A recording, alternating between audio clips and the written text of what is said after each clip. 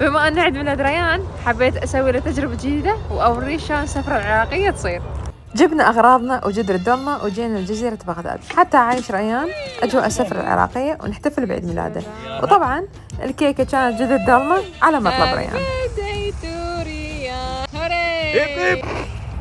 يلا لا تشعق كلش دايم. نفخنا الشموع وأكلنا والشباب صار عندهم إغماء ورا الدومة، فقلت لهم يلا نروح نتمشى.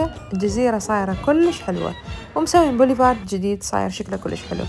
جزيرة بغداد افتتحوها من جديد وقاعدين يشتغلون عليها ويطوروها وراح تصير أحلى مكان لقعدات العوائل. وأكيد السفرة العراقية لا تخلو من الشاي والكليتشة وحبشكلات العيد.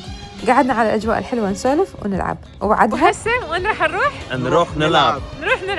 ريان وعلي حبوا يجربون الدراجات بس أنا قلت لهم راح أكسركم. منو ما يحب سيارات المدعمة، بس يمكن كل ما نكبر بالعمر نحس بالدعمة أكثر. الجزيرة كلش كبيرة وبيها هواية ألعاب للصغار والكبار وأماكن مخصصة للشوي، وقريبا راح يصير بيها هواية مطاعم.